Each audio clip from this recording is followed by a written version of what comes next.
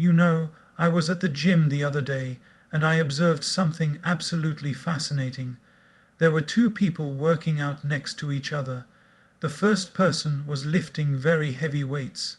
His muscles were bulging, he was grunting with effort, sweat was pouring down his face. He looked incredibly strong, powerful, intimidating even. Everyone in the gym was looking at him, impressed by his physical strength. Then there was another person on the treadmill nearby. She wasn't doing anything dramatic or impressive looking. She was just running steadily, consistently. Her pace wasn't particularly fast, but here's what caught my attention. I had seen this woman at the gym every single day for the past 3 months. Same time, same treadmill, same steady pace. Rain or shine, whether she felt like it or not, whether it was convenient or not, she was there, running. The man with the heavy weights, I had seen him a few times, but he wasn't consistent. Some weeks he'd be there every day, lifting heavier and heavier. Other weeks he'd disappear completely. And as I watched these two people, I realized something profound. The man had physical strength. You could see it, measure it, be impressed by it. But the woman had something more powerful. She had mental discipline, and mental discipline, I've come to understand, is the foundation of all real power. You see, physical strength is limited. It can only lift so much, push so much, endure so much. And it fades quickly if you don't maintain it.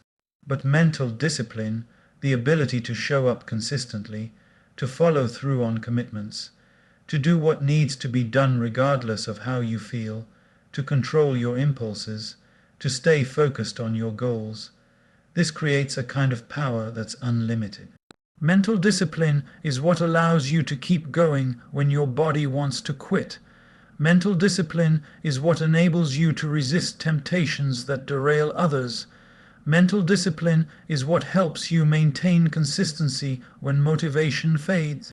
Mental discipline is what transforms ordinary people into extraordinary achievers. And here's the interesting part.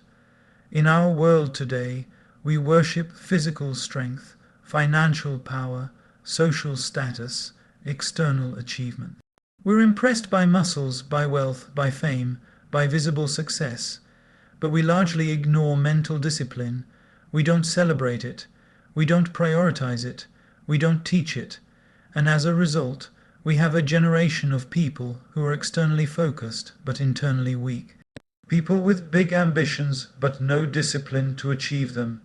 People with great ideas but no consistency to implement them. People with enormous potential but no mental strength to realize it. I meet so many people who tell me about their dreams, their goals, their aspirations. They want to be successful, healthy, happy, fulfilled. They want to build businesses, create art, serve others, make a difference. And I ask them, what are you doing today toward that goal? And often, the answer reveals a lack of mental discipline. I'll start tomorrow. I don't feel motivated right now. I'm too busy. I'll do it when the conditions are right. These are not statements about external circumstances. These are statements about internal discipline. Because here's the truth that nobody wants to hear, but everyone needs to understand. You don't need more resources. You don't need more time. You don't need better circumstances. What you need is more mental discipline. Mental discipline is the difference between people who dream and people who achieve. Mental discipline is the difference between people who start and people who finish. Mental discipline is the difference between people who have potential and people who fulfill that potential. Mental discipline is real power, not the kind of power that impresses others, but the kind of power that transforms your life. The kind of power that takes you from where you are to where you want to be. The kind of power that turns your vision into reality. Today, I want to share with you why mental discipline is the most important quality you can develop, and more importantly, how to develop it. Because mental discipline is not something you're born with. It's not genetic. It's not a gift that only some people have. Mental discipline is a skill. It's a practice. It's something you can build, strengthen, and master, regardless of where you're starting from. So are you ready? Are you ready to discover the real source of power in your life? Are you ready to develop the one quality that will make everything else possible? Good. Then let's explore this together. My dear friends, thank you for being here with minds ready to learn and hearts willing to grow. Before we go deeper into mental discipline, I need to clarify what I mean by this term, because discipline has gotten a bad reputation in our modern world. When most people hear the word discipline, they think of punishment, restriction, deprivation, harshness. They think of military boot camps, strict parents, rigid rules, joyless existence, and naturally they want nothing to do with it. But that's not what mental discipline is. Mental discipline is not about punishing yourself. It's not about depriving yourself of pleasure. It's not about becoming a rigid, joyless robot. Mental discipline is about mastering your mind so that it serves you rather than controls you. It's about having the power to do what you say you'll do, when you say you'll do it, regardless of how you feel in the moment. It's about being able to choose your actions based on your values and long-term goals rather than your momentary impulses and emotions. Let me share a story that illustrates this beautifully. There was once a martial arts student who came to a great master and said, "Master, I want to become powerful. I want to be the strongest fighter. I want to defeat all my opponents." The master looked at him and said, "Good. Your training begins tomorrow at 5 in the morning." The next morning, the student arrived at 5, eager and excited. The master handed him a broom and said, "Sweep the courtyard." The student was confused but did as instructed. The next day, same thing, sweep the courtyard. The third day, sweep the courtyard. This continued for weeks. The student grew frustrated. "Master, when will you teach me to fight? When will you teach me the powerful techniques? All I'm doing is sweeping." The master replied calmly, "Come back tomorrow at 5 and sweep the courtyard." This went on for 6 months. Every single morning at 5, the student swept the courtyard. Rain or shine, sick or healthy, motivated or unmotivated, he swept. Finally, after 6 months, the master called him over and said, "Now you're ready to learn fighting techniques." The student was excited but also confused. "Master, why did I have to sweep for 6 months? What did that have to do with becoming a powerful fighter?" The master smiled. "You think power comes from techniques, from moves and strategies. No. Real power comes from mental discipline. The ability to show up every single day. The ability to do what needs to be done even when you don't feel like it. The ability to maintain consistency over time. That's real power. You have now proven that you have this power. You showed up every morning for 6 months. You did the boring, repetitive task without quitting. You controlled your frustration and impatience. This mental discipline is worth more than 1,000 fighting techniques, because techniques are useless if you don't have the discipline to practice them consistently. This story reveals a truth that most people miss. We think power comes from external skills, knowledge, resources, or circumstances. But real power, lasting power, transformative power, comes from mental discipline. The ability to master yourself. Now, let me share something from my own journey. When I first started speaking publicly, I had no discipline. I would prepare my talks at the last minute. I would skip practice sessions if I didn't feel like it. I would stay up late and wake up whenever I felt like it. And you know what? My results reflected that lack of discipline. My talks were mediocre. My impact was limited. My growth was slow. Then I met someone who changed my perspective. This person asked me, Gaur Gopal, do you want to be good at this, or do you want to be great at this? I said, great, of course.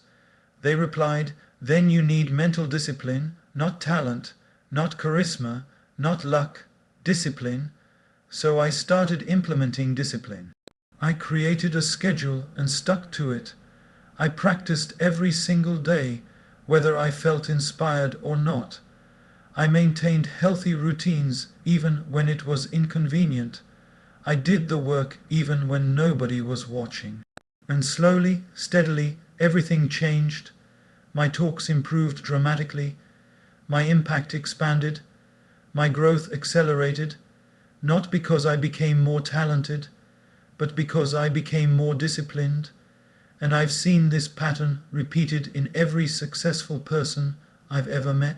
The difference between successful people and unsuccessful people is not intelligence, talent, luck, or circumstances.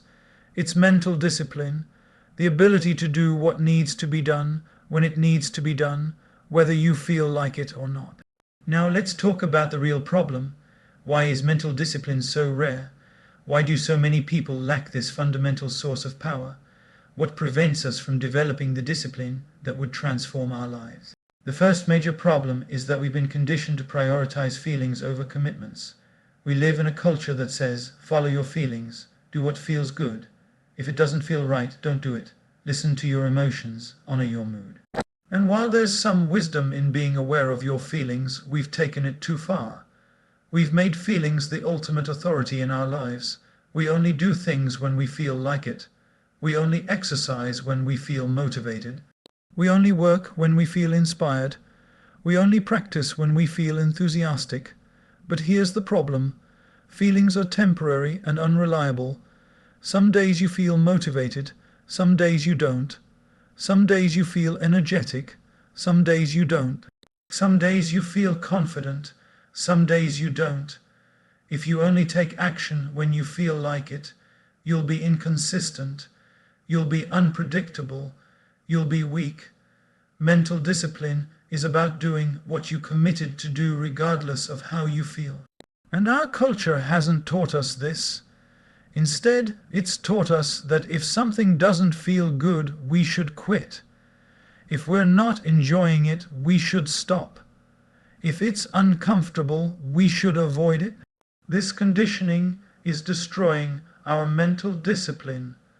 The second problem is instant gratification addiction.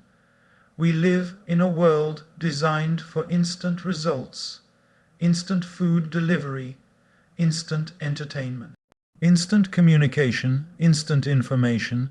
Everything is fast, easy, convenient, and our brains have adapted to expect instant gratification in everything. But mental discipline requires delayed gratification. It requires doing things now for benefits later. It requires short-term discomfort for long-term gain. It requires present sacrifice for future reward, and our instant gratification-trained brains rebel against this. We want results now. We want to see progress immediately. We want to feel the benefits today.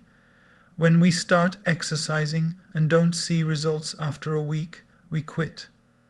When we start learning something and it's still difficult after a few sessions, we give up. When we implement a new habit and it doesn't feel easy immediately, we abandon it. This addiction to instant gratification makes mental discipline nearly impossible. The third problem is decision fatigue and choice overload. We make thousands of decisions every day: what to eat, what to wear, what to watch, what to read, what to buy, what to do. This constant decision-making depletes our mental energy. And when our mental energy is depleted, we default to the path of least resistance. We choose the easy option over the right option. We choose immediate pleasure over long-term benefit. We choose comfort over growth. This is why mental discipline is so difficult to maintain. By the time you need to exercise discipline, like choosing to exercise after a long day at work, Your mental energy is already depleted from hundreds of other decisions, so you choose the easy path. You skip the workout. You eat the junk food. You watch TV instead of reading. You procrastinate instead of working. Decision fatigue undermines discipline. The fourth problem is lack of clarity about what we really want. Many people lack mental discipline not because they're weak, but because they're unclear. They haven't really decided what they want. They haven't committed to specific goals. They haven't defined their values. They're just drifting, trying different things, seeing what feels good, following whatever opportunity or distraction appears. And when you're unclear about what you want, discipline is impossible, because discipline is about consistently doing the things that move you toward what you want. But if you don't know what you want, what are you being disciplined toward? You can't have discipline without direction. The fifth problem is environment. We underestimate how much our environment affects our discipline. If you're surrounded by people who lack discipline, you'll struggle to maintain it. If your home is filled with distractions and temptations, you'll find discipline difficult. If your schedule is chaotic and unstructured, discipline will be nearly impossible. Your environment either supports discipline or undermines it. And most people are trying to build discipline in environments that are actively working against them. Finally, there's the problem of all or nothing thinking. Many people think discipline means being perfect, never making mistakes, never slipping up, never having a bad day, so they start with great discipline for a few days or weeks. Then they have one slip, one mistake, one moment of weakness, and instead of getting back on track, they think, "I failed, I broke my discipline, I might as well quit." This perfectionism kills discipline, because discipline is not about being perfect. It's about being consistent. It's about getting back up every time you fall. It's about maintaining the practice over time despite imperfection. So, what's the solution? How do we build mental discipline that creates real power in our lives? Let me share with you a comprehensive framework that addresses all these challenges. The first principle of building mental discipline is starting small. This is crucial. Most people fail at discipline because they try to change everything at once. They decide to wake up at 5, exercise for 2 hours, meditate for an hour, read for an hour, eat perfectly, work with complete focus, all starting tomorrow. And they last about 3 days before collapsing back into old patterns. Instead, start with one small practice, just one. Maybe it's making your bed every morning. Maybe it's drinking water as soon as you wake up. Maybe it's doing 5 push-ups every day. Maybe it's reading 1 page before bed. The specific practice doesn't matter as much as the principle. You're training your discipline muscle with a weight it can handle. And once that becomes automatic, once you've built the neural pathway of doing what you say you'll do regardless of how you feel, then you add another practice. This gradual approach builds sustainable discipline. The second principle is creating non-negotiables. These are commitments you make to yourself that are absolutely non-negotiable. Not "I'll try to," not "I should," not "when I feel like it," but non-negotiable. For me, one of my non-negotiables is my morning spiritual practice. Doesn't matter if I slept poorly, doesn't matter if I have an early flight, doesn't matter if I'm traveling, doesn't matter how I feel. It happens every single day, no exceptions, no negotiations. When something is truly non-negotiable, your mind stops debating it. It stops trying to talk you out of it. It just accepts that this is happening. And this eliminates the decision fatigue that undermines discipline. The third principle is identity-based discipline. Most people try to build discipline through willpower alone. I'm going to force myself to do this thing I don't want to do. But willpower is limited. It depletes, it's not sustainable. Instead, shift your discipline to identity. Don't say, "I'm trying to exercise regularly." Say, "I'm someone who takes care of their body." Don't say I'm trying to wake up early. Say I'm an early riser. Don't say I'm trying to be more consistent. Say I'm a disciplined person. When discipline is part of your identity, it becomes easier because you're not forcing yourself to do something contrary to who you are. You're simply acting in alignment with who you are. The fourth principle is environment design. Instead of trying to overcome a bad environment through sheer willpower, design an environment that makes discipline easier. If you want to exercise in the morning, lay out your workout clothes the night before. If you want to eat healthy, don't keep junk food in your house. If you want to focus on deep work, create a dedicated workspace free from distractions. If you want to read more, keep a book on your nightstand and your phone in another room. Your environment should make the disciplined choice the easy choice, and the undisciplined choice the hard choice. The fifth principle is tracking and accountability. What gets measured gets managed. Start tracking your discipline practices.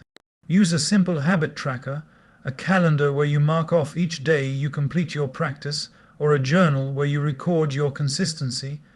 This tracking does two powerful things. First, it makes your discipline visible. You can see your progress, your streaks, your consistency. This is motivating. Second, it creates accountability. You don't want to break the streak. You don't want to see a gap in your record. So you maintain discipline even on days when you don't feel like it. Now, my dear friends, understanding these principles is valuable, but transformation comes through application. So let me give you very specific practices you can start implementing today to build mental discipline that creates real power in your life. First, I want you to choose your discipline anchor practice. This is the one practice you commit to doing every single day for the next 30 days without exception. Choose something small enough that you can do it no matter what, but meaningful enough that it requires some discipline. Maybe it's 10 minutes of exercise. Maybe it's 5 minutes of meditation. Maybe it's writing 1 page. Maybe it's no phone for the first hour after waking. Whatever it is, write it down. Make it specific. Every day for the next 30 days, I will specific action at specific time, and then do it every single day, no matter what. This one practice will build your discipline muscle more than reading 100 books about discipline. Second, implement what I call the 5-minute rule. This is for when you're supposed to do something, but you really don't feel like it. Instead of asking yourself to do the whole thing, just commit to 5 minutes.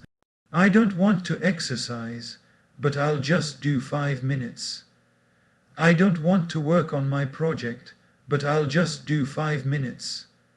I don't want to practice, but I'll just do 5 minutes. 9 times out of 10, once you start, you'll continue past 5 minutes. But even if you don't, you've maintained your discipline. You showed up. You did something, and that matters more than you realize. Third, create your discipline declaration. This is a written statement that defines who you are as a disciplined person. Write it in present tense first person. I am a disciplined person. I do what I say I'll do. I keep my commitments to myself and others.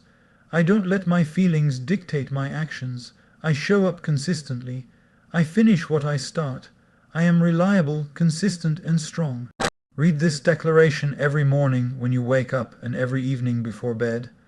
Let it sink into your subconscious. Let it become your identity. Fourth, design your discipline environment. Look at your physical space and ask, is this environment making discipline easier or harder? Then make specific changes, remove temptations, add triggers for good habits, create dedicated spaces for disciplined activities, make the disciplined choice the default choice. For example, if you want to build the discipline of reading instead of scrolling social media before bed, delete social media apps from your phone, and keep a book on your nightstand. Environment design removes the need for willpower. Fifth, start a discipline journal. Every evening, answer 3 questions. What did I do today that demonstrated mental discipline? Celebrate those moments. Where did I lack discipline today? Be honest without judgment. What's one specific way I'll practice discipline tomorrow? This creates a feedback loop of continuous improvement. Sixth, find a discipline partner. This is someone who's also committed to building mental discipline. Check in with each other daily or weekly. Share your commitments. Report on your follow-through. Support each other when it's hard. Knowing someone else is counting on you adds accountability. Seventh, implement the consequence and reward system. For your non-negotiable practices, create real consequences for breaking them and real rewards for maintaining them. Maybe if you miss your practice, you donate money to a cause you dislike. Maybe if you maintain it for 30 days straight, you treat yourself to something you've been wanting. Make the stakes real. This creates external motivation while you're building internal discipline. Finally, practice discipline reflection. Once a week, take 15 minutes to reflect on your discipline journey. What's working? What's not? Where are you strong? Where do you need to improve? What patterns are you noticing? This reflection keeps you conscious and intentional about your discipline development. My dear friends, as we come to the end of our time together, I want to share one final story that I hope will inspire you on this journey of building mental discipline. There was once a young man who wanted to become a great archer. He sought out the most famous archery master in the land and asked to become his student. The master agreed and gave him a bow and arrows. The young man was excited, ready to learn all the secret techniques that would make him a master archer. But the master said, "First, you must pass a test. I want you to hit that target every single day for 1 year.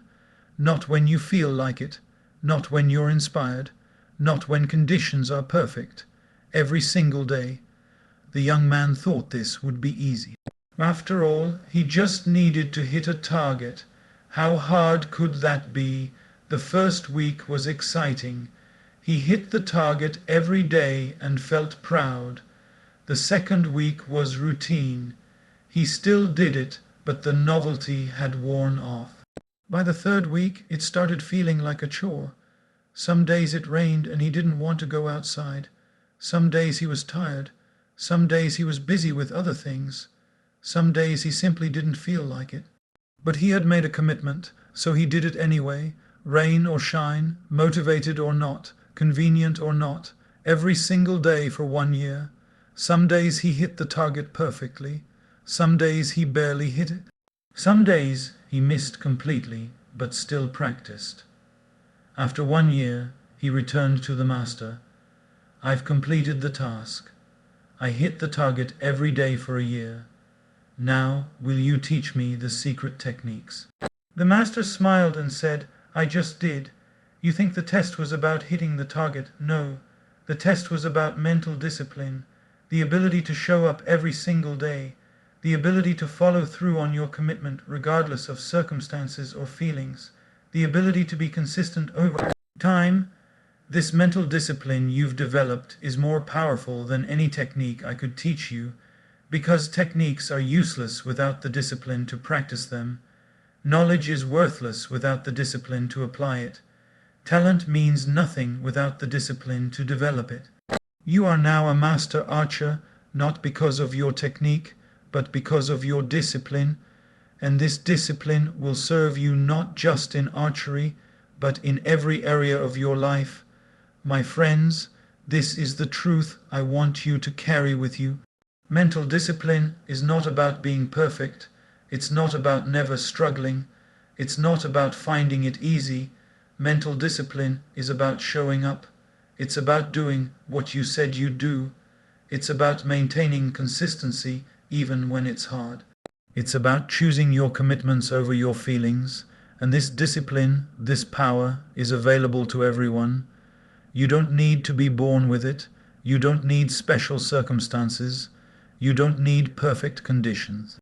You just need to start, to choose one practice, to commit to it, to show up for it every single day, and through that practice you'll build the mental discipline that creates real power, not the power that impresses others, but the power that transforms your life, the power to achieve your goals, the power to keep your promises, the power to become who you want to become. I know it's not easy.